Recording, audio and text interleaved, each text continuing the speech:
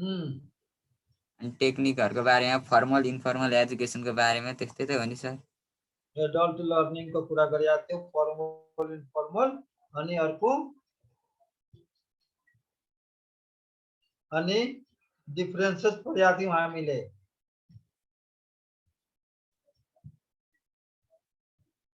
Extension tools को कुरा गरेका थियौँ। ल भाइ धेरै धेरै धन्यवाद। ल अब हामी आज सुरु गरौँ त म। Okay sir. ल सुरु गरिहाल्ने मैले। अब यो आजको छलफल हामी अब नयाँ टपिक्समा अब यो 12 वटा टपिक्स च्याप्टर मध्ये हामीले युनिट मध्ये 11औं युनिट हामी प्रवेश गर्न गइरहेका छौँ। अब 11औं युनिटमा के छ भने कि सिस्टम एप्रोच टु वाटरसेड म्यानेजमेन्ट भनेर युनिट छ। यसमा हामीले सब युनिट भनेर रिहेबिलिटेसन एउटा सब युनिट छ, त्यसमा हामीले आज छलफल गर्छौं। तो यो सिस्टम एप्रोच टु वाटरसेड म्यानेजमेन्ट भन्ने बित्तिकै के हो त सिस्टम एप्रोच? सिस्टम एप्रोच के हो भनेर पहिले हामीले सिस्टम के हो भनेर बुझ्नु पर्यो र सिस्टम एप्रोच के हो भनेर बुझ्नु पर्यो पहिले। त यो कुरामा यो आजको डिस्कसनमा सबै भाइ बहिनीहरूलाई मैले स्वागत गर्न चाहे। यो डिस्कसनमा यहाँलाई स्वागत छ। अब हामीले यो सिस्टम एप्रोच को कुरा गर्न गइरहेका छौँ। सिस्टम एप्रोच भन्ने चाहिँ के छ भने system approach is based on the generalization that everything is interrelated and interdependent. के छ त यसमा के छ त एउटा जनरल आइडियामा के भन्छन् कि हरेक चीजहरु इंटररिलेटेड छ र इंटरडिपेंडेंट छ। त्यस्तै यस system is composed of related and independent elements which when in interaction form a unitary whole। भनेर सिस्टम को के छ त यो पनि रिलेटेड र इंटरडिपेंडेंट नै हो। एलिमेन्ट्सहरुको केमा हुन्छ त यो इंटरेक्सन फर्म र यसले के गर्छ त युनिटरी एउटा होल फर्म गर्छ भनेर यो सिस्टम कुरा हो। यो system is simply an assemblage or combination of things or part forming a complex whole भनेर यसरी सानो सानो टुक्राहरू मिलेर ठुलो पार्ट बनाउने काममा एउटा जुन फर्म गर्छ त्यसलाई हामीले सिस्टम भन्छौँ। त सिस्टम एप्रोच र सिस्टममा के बुझ्यो भने कि everything inter related and interdependent भनेर सिस्टम एप्रोचले भन्छ भने यसमा सिस्टममा के भन्छ भने दुईटा चीजले यो कम्पोज भएको हो, रिलेटेड र इंडिपेंडेंट एलिमेन्टले भनेको र यसले के हुन्छ त के को हो त यो assemblage or combination of things or part forming a complex whole भनेर यो सिस्टम को सिंपल डेफिनेसन। त्यसपछि यो के हो त सिस्टम एप्रोच में एउटा पुरानो कन्सेप्ट हो। यो यसमा के हुन्छ भने कि assumption that breaking down of complex concept। यसमा कम्प्लेक्स जुन कन्सेप्ट हुन्छ त्यसलाई के गर्छ त टुक्रा टुक्रा पार्छ। केमा पार्छ त simple and easy to understand मा पार्छ। के कुनै चीज भेग विषय वस्तु छ त्यसलाई अब सजिलो ढंगले बुझ्न सुझ्न सजिलो होस् भनेर त्यो आफूलाई काम गर्न सजिलो होस् अथवा इजी बुझाइ होस् अथवा त्यो समझदारीलाई पनि सजिलो ढंगले होस् भनेर त्यो कम्प्लेक्स कन्सेप्टलाई एउटा सानो सानो टुक्राहरूमा बार्ने जुन काम गर्छ त्यो एप्रोच हो। र यो के हो पुरानो एप्रोच हो यो। र यसले के हेल्प गर्छ त हामीलाई त्यो कम्प्लेक्सिटी जुन छ कुनै चीजको जुन जटिलता छ त्यसलाई हामीले बुझेर त्यसलाई कसरी सजिलो ढंगले बनाउन सक्छौं, त्यसलाई कसरी सजिलो ढंगले हामीले त्यो जटिलताहरूलाई त्यस्तो प्रब्लमहरूलाई कसरी सोल्भ गर्ने भनेर त्यसमा हामीले मनन चिन्तन गरेर त्यसको बारेमा पत्ता लगाउने काम गर्छौं। त्यो के हो त सिस्टम एप्रोच हो। यो एउटा पुरानो पद्धति हो भनेर एप्रोच को बारेमा कुरा गर्यौं हामीले। किनभने कि यो जति पनि कुनै बेलामा हामीले एउटा छलफल गरेका थियौं परिस्थिति अनुसारको मनस्थिति बनाउने कि के अनुसारको परिस्थिति बनाउने भनेर मैले अस्ति एउटा डाक्टर राजु अधिकारीजीले पोस्ट गर्नुभएको फेसबुकको कथा सुनाएका थियौँ। त्यस्तै हामीले जुनसुकै पनि जीवनमा अथवा जुनसुकै कामहरू पनि गर्दाखेरि के हुन्छ त कम्प्लेक्सिटीहरू आइहाल्छ, त्यसको बाधाहरू आइहाल्छ। कुनै पनि काम गर्दाखेरि रिस्कमा गर्दाखेरि पनि रिस्क एनालाइसिस भनेर प्लानिङतिर पनि गर्दाखेरि रिस्क प्लानिङ हामीले रिस्क एनालाइसिस गर्ने गरेका छौँ र त्यसले गर्दाखेरि विभिन्न किसिमका जटिलताहरू आइरहेको छ। त्यस्तो जटिलताहरूलाई कसरी सम्बोधन गर्ने, कसरी हल सही गर्ने, त्यसलाई कसरी हल गर्ने, कसरी त्यसको वे आउट निकास हामीले पत्ता लगाउने भनेर जुन एप्रोचबाट जान्छौँ, जसरी हामीले त्यसलाई जटिलतालाई सोल्भ गर्छौँ, त्यो के हो त सिस्टम एप्रोचको कुरा हो। त्यसमा के गर्छौँ हामीले त्यस्तो जटिलतालाई हामीले टुक्रा टुक्रा पारेर सजिलो सजिलो हुने ढङ्गबाट हामीले पार्ट वाइज हामीले त्यसले सम्बोधन गर्दै त्यसलाई हामीले पुरै जटिलता समाप्त गर्छौँ। यो हो सिस्टम एप्रोचको कुरा। अब यसको प्रिन्सिपल के हो भनेर के भन्छ भने त place individual system element in their environment and observe the relationship between them.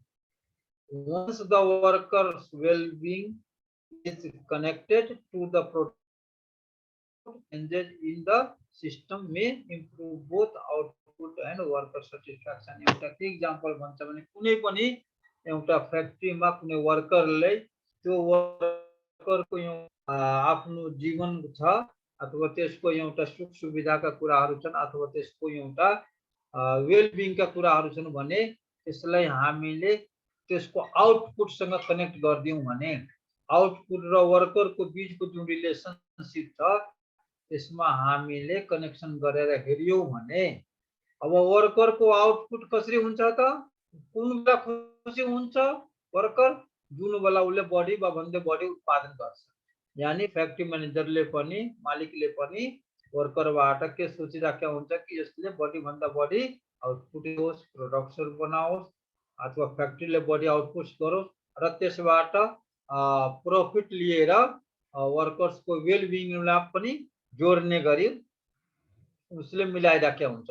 त्यसरी के हुन्छ भने कि यो सिस्टमले यो एप्रोचले एउटा काम कस्तो गरिरहेछ भने कि त्यसको आउटपुट र वेलबिङलाई जोडेर के गर्छ त एउटा सिस्टम डेभलप गर्छ जसले गर्दाखेरि उतातिर उत्पादन पनि बढ्छ र अर्कोतिर वर्करको सेटिस्फ्याक्सन लेभल पनि बढ्दै जान्छ, यानी वर्करको वेलबिङ पनि हाई हुँदै जान्छ। यसरी दुईटैको कमन गोललाई मिलाएर जुन बेलामा हामीले जुन सिस्टम डेभलप गर्छौँ त्यो के हुन्छ त एप्रोचको कुरा हो। यानी सिम्बायोटिक रिलेसन जस्तो हामीले दुईटैलाई फाइदा बोथ पार्टको बेनिफिट कुराहरू हुन्छन् त्यो कुराहरूमा हामीले जानुपर्छ। अब यसलाई हामीले हेर्ने हो भने हो त यो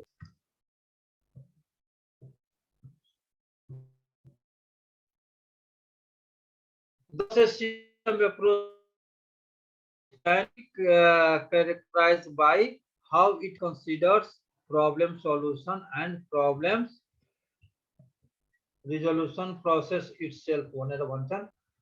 अब हामीले के गर्नु पर्यो त प्रब्लमलाई हामीले कसरी आइडेन्टिफाई गर्ने, त्यसको सोलुसनहरू कसरी निकाल्न पत्ता लगाउने भने हामीले पत्ता लगाउनु पर्यो। यसमा एप्रोचमा हामीले consider problem holistically, setting problem boundaries through understanding of natural system relationship and trying to avoid unwanted consequences. जुन के हुनु पर्यो पहिले हामीले पहिचान गर्नु पर्यो प्रब्लम्स के हो भनेर, त्यसको बाउन्ड्रीहरू के हुन् भनेर आदि इत्यादिको बारेमा हामीले आइडेन्टिफिकेसन गर्नु पर्यो, प्रब्लमले आइडेन्टिफाई गर्नु पर्यो। त्यसपछि हामीले के गर्नु पर्यो create solution based on system. अब यो प्रब्लम सोल्भ गर्नको लागि के किसिमको कुन किसिमको सम्भाव्य हाम्रा सिस्टमहरू छन्, कुन किसिमको सोल्युसनहरू हुन्छन् भनेर त्यो सोल्युसनहरू पहिचान गर्ने हामीले त्यसको साउन्ड प्रिन्सिपलको आधारमा हामीले सोल्युसनहरू पत्ता लगाउने अनि त्यसलाई के गर्ने त in particular creating system structure which reduce organized complexity and unwanted emergent properties। जसरी मतलब कि यो कुनै पनि अर्गनाइजेसनमा कम्प्लेक्सिटीहरू बढिराखेका छन्, आजभोलि त झन् बढिराखेका छ। त त्यो चिजहरूलाई हामीले अथवा कुन अनवान्टेड इमर्जेन्ट कुनै प्रपर्टी भने त्यसले कसरी गर्न, त्यसको आधारमा हामीले के गर्नु पर्छ त साउन्ड सिस्टम प्रिन्सिपलको आधारमा क्रिएट गर्नु पर्यो। अनि के गर्ने लास्टली हामीले जसरी प्रब्लम आइडेन्टिफाई गर्यौं त्यसपछि हामीले सल्युसनहरू क्रिएट गर्ने काम गर्यौं भने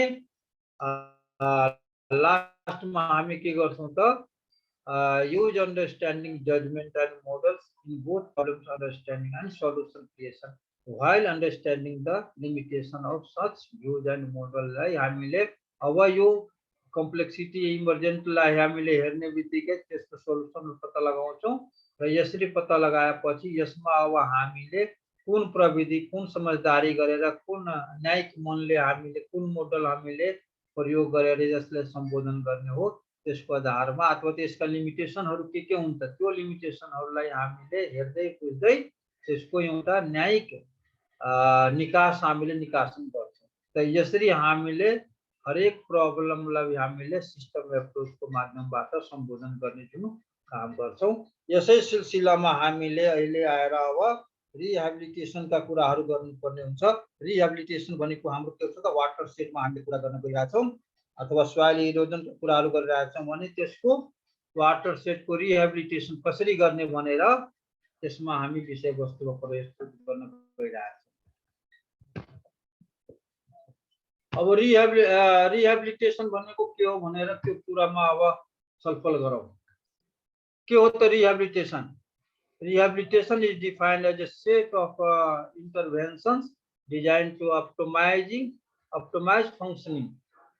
के हुन्छ त यो एउटा इन्टरभेन्सन्स को एउटा सेट हो जसले के गर्छ त फंक्सनहरूलाई अप्टिमाइज गर्छ र reduce disability individuals with health condition in interaction with their environment. Health condition को हिसाबले हामीले हेर्नु भने यसमा के गर्छ त डिसेबिलिटीलाई उसले रिड्युस गर्छ र अप्टिमाइज के गर्छ त त्यसको फंक्सनहरूलाई अप्टिमाइज गर्ने जुन एउटा सेट छ त्यसलाई हामीले के भन्छौं त रिहेबिलिटेसनका कुराहरू गर्छौं। यानी कुनै बिग्रिसकेको आफ्नो प्रकृतिले दिएको जुन एउटा कन्डिसन छ फर्मल कन्डिसन छ त्यसमा विभिन्न कारणहरूले डिसेबल भएर गइसकेका छ त्यस्तो डिसेबिलिटी जुन छ त्यसलाई रिड्युस गर्ने काम अथवा जुन फंक्सन छ त्यो फंक्सनको जुन प्रपर फंक्सनिङ हुनुपर्ने थियो अथवा जुन एउटा नर्मल कन्डिसनमा जुन फंक्सनले काम गरिरहेछ त्यसलाई पनि हामीले अप्टिमाइज गर्ने जुन काम गर्छौं त्यो के हो त रिहेबिलिटेसन हो भनेर हामीले यसरी यसको शब्दबाट हामीले हेल्थको पर्सपेक्टिभबाट हामीले हेर्दाखेरि हेल्थको पर्सपेक्टिभबाट हेर्दाखेरि त्यो रिहेबिलिटेसनको यो हो भने हाम्रो सोइलको पर्सपेक्टिभबाट हेर्दाखेरि सोइल रिहेबिलिटेसन भनेको के हो भनेर हामीले अब यसमा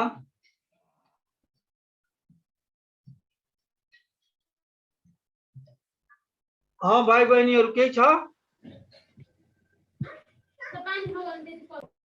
छैन सर। छैन सर। के छ भाइ बहिनीहरुको? छैन सर। ल छैन भने अगाडि बढौं। सोइल रिहेबिलिटेसनमा हामीले अथवा ल्यान्ड रिहेबिलिटेसनमा हामी कुरा गर्न गइरहेका छौं। Land rehabilitation is a process of restoration to bring an area of land back to its natural state after it has been damaged or degraded, mixing it safe for wildlife and flora as well as human. अब यो land rehabilitation को कुरा गर्दाखेरि के हो त यो एउटा यस्तो प्रक्रिया हो जसमा हामीले के गर्छौं त रिस्टोरेसनका कामहरु गर्छौं। रिस्टोरेसन भन्ने बित्तिकै के भयो त यसको जुन बिग्रिसकेको जुन चीज छ अथवा जुन एउटा नेचुरल स्टेट थियो पहिला त्यस्तो अवस्थामा त्यसलाई फर्काउने जुन काम गर्छौं हामीले ल्याउने काम गर्छौं कुनै एरियालाई अथवा कुनै क्षेत्रलाई त्यसले हामी के गर्छौं त रिहेबिलिटेसन भन्छौं। किनभने यो के गर्छ त यसले पहिलेदेखि नै विविध कारणले विभिन्न त्यो फ्याक्टरहरुले यसको नेचुरल स्टेटलाई के गरिदिया हुन्छ त डिग्रेडेड गरिदिएको हुन्छ, ड्यामेज गरिदिएको हुन्छ। अब यस्तो ड्यामेज र डिग्रेडेड जुन भइसकेको छ त्यसलाई फेरि नेचुरल अवस्थामा ल्याउनको लागि जुन प्रक्रियाहरूको जुन काम गर्छौँ त्यो के हो त रिहेबिलिटेसन हो, जसले गर्दाखेरि ड्यामेज भइसकेर डिग्रेडेड भइसकेर जुन ठाउँमा जस्तो किसिमको एउटा वाइल्ड लाइफ थियो अथवा त्यहाँको जुन फ्लोराहरू थियो, फौनाहरू थियो, अथवा जुन मानवको लागि जुन एउटा राम्रो कन्डिसन थियो, फेभरेबल कन्डिसन थियो, त्यो विभिन्न कारणले गर्दाखेरि ड्यामेज भएर डिग्रेडेड भएर अनफेभरेबल कन्डिसन बनिसकेको छ भने त्यस्तो वाइल्ड लाइफको कन्सेप्टमा अथवा फ्लोराको हिसाबले अथवा ह्युमनको हिसाबले पनि त्यस्तो ड्यामेज डिग्रेडेड एरियालाई हामीले पुनः उसैको प्राकृतिक अवस्थामा नै जुन फर्काउने जुन काम गर्छौँ त्यो के हो त ल्यान्ड रिहेबिलिटेसन हो भनेर यसरी बुझ्नु पर्यो। यस्तो प्रक्रिया हो जसले गर्दाखेरि बिग्रेको ड्यामेज भएको अथवा त्यसको स्तर गिरिसकेको जहाँबाट त्यहाँको नेचुरल ह्याबिट्याटहरू नै समाप्त भइसकेको, चाहे त्यो मानवीय दृष्टिकोणले होस् अथवा वन्यजन्तुको हिसाबले होस् अथवा वनस्पति जगतको हिसाबले होस्, त्यस्तो बिग्रिसकेको क्षेत्रलाई हामीले रिस्टोर जुन गर्ने काम गर्छौँ रिहेबिलिटेसन त्यसलाई भन्छ भनेर यसको परिभाषामा हामी गयौँ।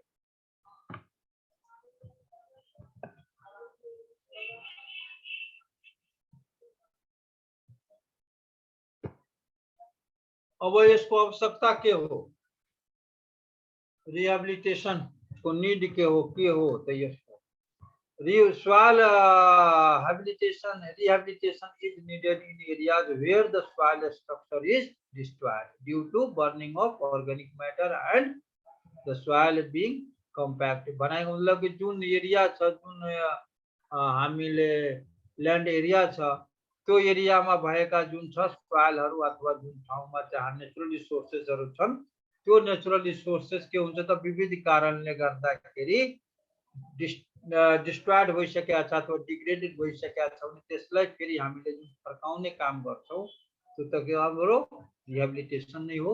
त्यसैले गर्दाखेरि त्यस्तो अवस्थामा हाम्रो जुन बिग्रिसकेको छ, डिग्रेडेड भइसकेका छ, डिस्ट्रोयड भइसकेका छ, त्यस्तो एरियालाई हामीले रिहेबिलिटेसनको कामहरू गर्छौँ। यसको मेन अब्जेक्टिभहरू के हो त, अब बिग्रिसकेको छ, केबाट बिग्रिसके हुनसक्छ, त्यहाँ सोइल एरिएसनका प्रब्लमहरू आएका हुन्छन्, सोइलको फिजिकल कन्डिसनमा प्रब्लम आएको हुन्छ, त्यहाँको अर्ग्यानिक म्याटरमा प्रब्लम आएको हुनसक्छ, त्यहाँको ल्यान्ड युजमा पनि प्रब्लम भएको हुन्छ अथवा बेनिफिट सेयरिङका कुराहरूमा हुन्छ।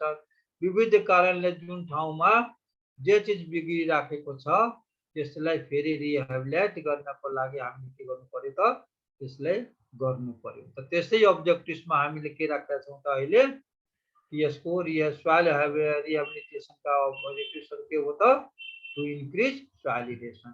अब सोइल एरिएसन जुन कम्प्याक्सनले गर्दाखेरि विभिन्न किसिमको ग्रेजिङ ओभर ग्रेजिङका कुराहरू गरेका छौँ हामीले, त्यो अथवा क्रपिङ प्याटर्नले गर्दाखेरि पनि जुन तरिकाबाट त्यो सोइल एरिएसनमा प्रब्लम देखेका छौँ त्यसलाई हामीले के गर्नु पर्यो त, त्यसलाई इन्क्रिज गर्नु पर्यो सोइल एरिएसनलाई। त्यस्तै त्यसको फिजिकल कन्डिसन, सोइलको विभिन्न किसिमका फिजिकल प्रोपर्टिजहरू जुन हामीले छलफल गरिसकेका छौँ त्यसको फिजिकल प्रोपर्टिजहरूमा पनि हामीले के गर्नु पर्यो त, अब रिहेबिलिटेसनको काम गरेर त्यसलाई इम्प्रुभ गर्नु पर्यो। त्यस्तै त्यहाँको अर्ग्यानिक म्याटरहरू विभिन्न तरिकाहरूबाट नाश भइसकेका छन्, त त्यसले हामीले के गर्नु पर्यो भने इन्क्रिज गर्नु पर्यो।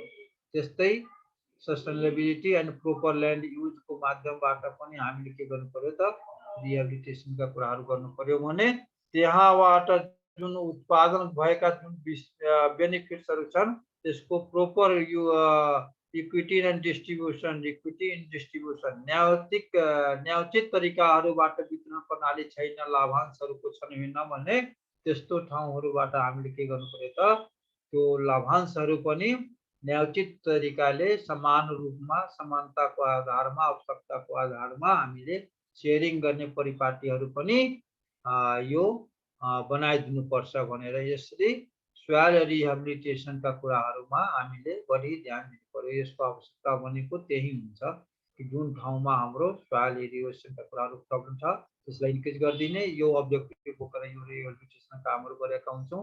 त्यस्तै सोइलको फिजिकल प्रोपर्टिजलाई पनि, कन्डिसनलाई पनि हामीले इम्प्रुभ गर्नुपर्ने रिहेबिलिटेसन काम गर्छौँ। त्यस्तै अर्ग्यानिक म्याटर कन्टेन्टलाई पनि बढाउनु पर्यो भने हामीले त्यो अब्जेक्टिभ बोकेर पनि रिहेबिलिटेसनका काम गरेका हुन्छौँ। त्यसरी विभिन्न अब्जेक्टिभ लिएर हामीले रिहेबिलिटेसनका प्रक्रियाहरू, क्रियाकलापहरू गरिराखेका हुन्छौँ। अगाडि बढौँ।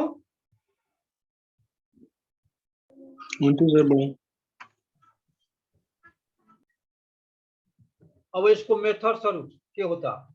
Methods of rehabilitation of the soil भनेर, the most convenient method of improving the organic matter status in the soil is by growing on one or more green crops in situ. एउटा कन्सेप्टमा हामीले के हेर्यौँ भने कि अर्ग्यानिक म्याटरको कन्टेक्स्टमा हामीले हेर्नुपर्ने अवस्था आयो भने सबभन्दा मोस्ट कन्भेनियन्ट मेथड के हो भने हामीले एक वा एक भन्दा बढी ग्रीन क्रप्सहरू हाम्रो in CITU conservation, ecosystem conservation जुन हामीले बुझेका छौँ, त हामीले इन सिटु कन्जर्भेसनमा हामी के गर्छौँ त वहाँ एउटा अथवा एक भन्दा बढी ग्रीन क्रप्सहरू हामीले उत्पादनहरू गर्छौँ। यसले के गर्छ त the crop selected for purpose should be easy to grow in particular locality and should produce luxurious growth to provide a large amount of organic matter.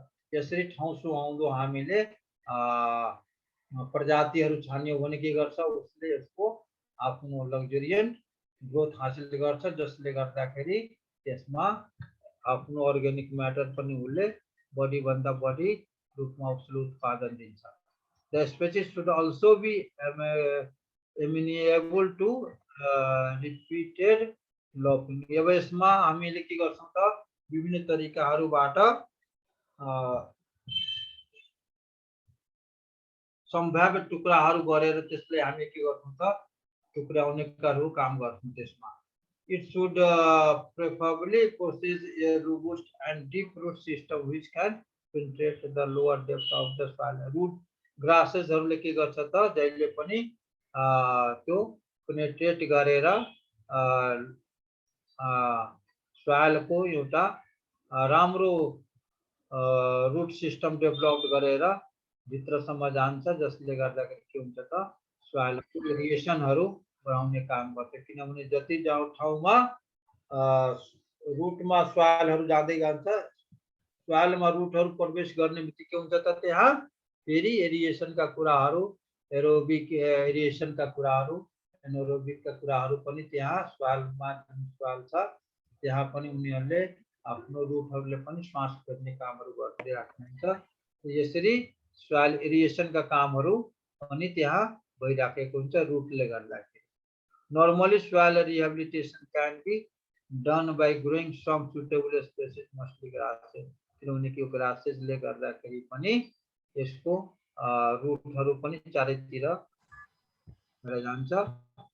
For A reasonable period, अब हामीले कहिलेसम्म 18 देखि 24 मन्थसम्मको लागि हामीले त्यो ग्रासेसहरू उत्पादन गर्यौँ भने त्यहाँ पनि के हुन्छ त सोइलको रिहेबिलिटेसन कामहरू हुन्छन्। किनभने कि ग्रासले भन्दा बढी त्यो जमिनहरूलाई पनि सोइलहरूलाई समातेर राखेको हुन्छ र यसले एउटा ठुलो एमाउन्टमा त्यसले बायोमास दिन्छ। यसरी उसले विभिन्न लेयरहरूमा पनि गएर उसले त्यहाँको सोइललाई उसले रोकथाम गर्ने काम गर्छ। यो एउटा जस्ट हामीले इन सिटुमा हामीले अर्ग्यानिक म्याटर प्रोडक्सनमा हामीले त्यो कुराहरू गर्यौँ भने यो एउटा रिहेबिलिटेसन सोइल कन्जर्भेसनको पोइन्ट अफ भ्यूले पनि यो रिहेबिलिटेसनको लागि एउटा grass production, green crop production पनि एउटा यो फलदायी भइरहेको छ। अब यसमा कुन कुन स्टेपहरू हुन सक्छ त रिहेबिलिटेसनको एउटा सक्सेस हेर्ने हो भने हाम्रो कसरो हुन सक्छ भने त्यो पहिला त हामीले के गर्नु पर्यो त जुन ठाउँमा हामीले जे काम गर्न गइरहेछौँ त्यहाँको स्थितिको बारेमा हामीले त्यो लोकल इन्भाइरोमेन्ट छ अथवा त्यहाँको के बाधक चिजहरू छन्, के छ त्यो सबै कुराहरूको बारेमा हामीले त्यो बुझ्नुपर्ने हुन्छ। सबभन्दा पहिले त्यहाँको समस्यालाई हामीले पहिचान गर्नु पर्यो, त्यहाँको स्थानीय वातावरण के हो त त्यसको बारेमा पहिचान गर्नु पर्यो। त्यो पहिचान गरिसकेपछि ठाउँ ठाउँमा हामीले अस्ति पनि सिल्भिकल्चरको कुरा गर्दाखेरि चोइस अफ स्पेसिसको कुरा गरेका थियौँ हामीले। त्यस्तो लोकल इन्भाइरोमेन्टमा सुहाउँदो खालको कुन प्रजातिहरू एप्रोप्रिएट छ त त्यसको चोइस अफ स्पेसिसको कन्सेप्टमा हामीले एप्रोप्रिएट प्लान्ट स्पेसिसलाई हामीले सिलेक्ट गर्नु पर्यो। यसरी समस्या पहिचान गरिसक्यौँ त्यसपछि हामीले एप्रोप्रिएट प्लान्ट स्पेसिसहरूलाई सिलेक्ट गरिदियौँ भने हामीले के गर्नु पर्यो अब त त्यो एप्रोप्रिएट प्लान्ट स्पेसिसलाई कसरी हामीले आफ्नो आउटपुट लिन सक्ने हो, के कामहरू त्यसको लागि पूर्व तयारीहरू के गर्नुपर्ने हो अथवा कसरी त्यसको कल्टिभेसनको काम गर्ने हो त्यसको बारेमा हामीले प्रोपर करेक्ट ग्राउन्ड वर्क के गर्नुपर्ने हो। अब हामीले परम्परा के छ भने कि असारमा बिरुवा रोप्नुपर्छ, अब गएर बिरुवा ल्यायो घरमा अनि त्यसपछि खाल्डो खन्यो अब गाड्दियो, तर त्यो होइन नि। बिरुवा रोप्नुभन्दा पहिले माघ फागुनतिर जुन बेलामा नर्मल कन्डिसन हुन्छ, माटो नरम भइसकेको छ, चिस्यानहरू धेरै बाँकी छ, न कमलो सोइल छ, खन्नमा सजिलो हुन्छ भनेर हामीले त्यसरी गर्नुको सट्टामा बिरुवा लिएर आयौँ अनि बिरुवा ल्याउने बित्तिकै गाड्ने काम गर्नु। न माटो पाकेको हुन्छ र त्यसमा विभिन्न किसिमको जर्मिसाइड्सहरू छन्, त्यसपछि त्यहाँ विभिन्न किसिमको जुन डोर्मेन्ट अवस्थामा ग्रासको जुन सिडहरू छन् त्यसलाई हामीले सनलाइटमा एक्सपोजै नगरिकन नमारिकन नै हामीले यानि साइट क्लियरेन्स, साइट प्रिपरेसन अथवा प्लान्टेसन साइट भन्दा पहिले हामीले पिटिङ गर्नुभन्दा पहिले के गर्नुपर्ने हो त्यो सबै प्रक्रिया नपुरा गरिकन हामी त्यतिकै ल्याएर बिरुवा रोप्यौँ भने त्यसको सर्भाइभल पर्सेन्टेज के हुन्छ त कम हुन्छ। त्यस्तै हामीले यो रिहेबिलिटेसनको काम गर्नुभन्दा पहिले हामीले के गर्छौँ त हामीले जुन ठाउँमा रिहेबिलिटेसन काम गर्छौँ त्यहाँको लोकल सिचुएसन, लोकल इन्भाइरोमेन्ट के हो त्यसलाई हामीले बुझेका छौँ। त्यहाँ कुन किसिमको बाधक तत्त्वहरू छन्, के किसिमका कन्स्टेन्टहरू आउन सक्छ, रिस्क एनालाइसिसका कुराहरू हामीले गरिसक्यौँ। त्यसपछि त्यस ठाउँको लागि एप्रोप्रिएट प्लान्ट स्पेसिस के हो त्यसलाई पनि हामीले छानिसके त्यो प्लान्ट स्पेसिस ठाउँको हामीले के काम गर्नुपर्ने हो ग्राउन्ड वर्कको काम गरिसक्यौँ। अनि त्यसपछि गएर हामीले के गर्छौँ त इन्स्टल युज ट्रालिबर erosion control seeds and plant properly. अनि त्यसपछि हामीले स्पेसिसलाई राम्रो ढङ्गले प्लान्टिङमा काम गर्छौँ। यति गरेर मात्रै भएन कि त्यसको आउटपुट लिनको लागि बेला बेलामा जसरी हामीले विडिङको कामहरू अथवा विभिन्न किसिमका सिल्भिकल्चर अपरेसन ट्रिटमेन्टका कुराहरू गर्छौँ, ट्रेडिङ अपरेसनका कामहरू गर्छौँ। त्यस्तै हामीले के गर्छौँ त रिहेबिलिटेसन गर्नुको लागि अरू पनि जे चिजहरू बाँकी रहेछ अथवा जे जुन ठाउँमा हामीले केही सुपरभिजनका कुराहरू छन्, इन्स्पेक्सनका कुराहरू छन् अथवा केही बिचमा हामीले केही मेन्टेनेन्सका कुराहरू गर्नुपर्ने हुन्छ, जस्तै हामीले रिप्लेसमेन्ट प्लान्टिङका कुराहरू गर्छौँ। त्यस्तो कुराहरूलाई पनि हामीले ध्यानमा राखेर गरिदियौँ भने लास्टमा के हुन्छ जुन ढङ्गले जुन हामीले गोल लिएर रिहेबिलिटेसन काम गर्छौँ त्यसमा हामीले त्यही अनुसारको सफलताहरू पाउँछौँ। यसरी हामीले 5 चरणमा हामीले रिहेबिलिटेसनको कामहरू गर्यौँ भने के हुन्छ त हाम्रो एक्टिभिटिज सफल हुन्छ।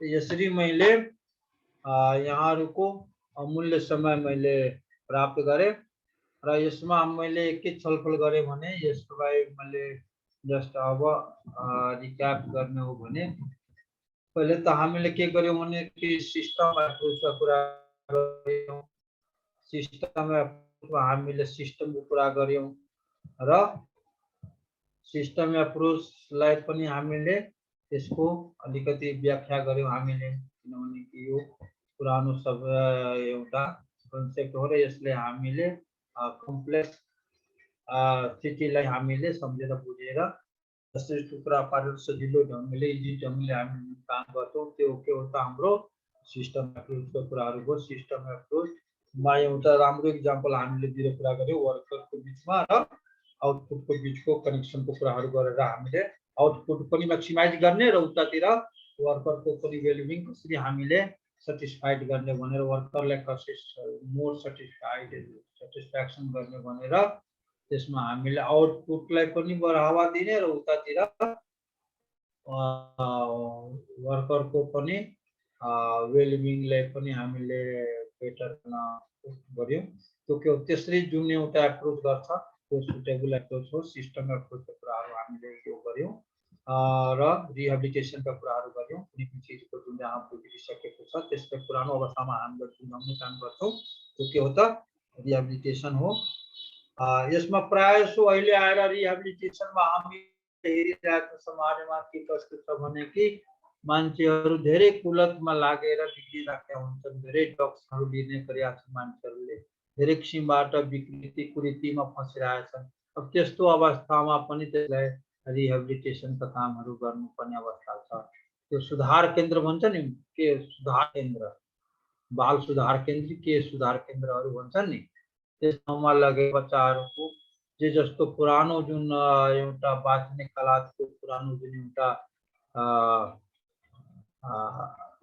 सोच थियो त्यसमा पनि विभिन्न किसिमबाट विकृति ल्याएर पुरानै अवस्थामा जुन फर्काउने काम गर्छौँ हामीले, स्थापित गर्ने काम गर्छौँ, त्यही हो रिहेबिलिटेसन भनेर।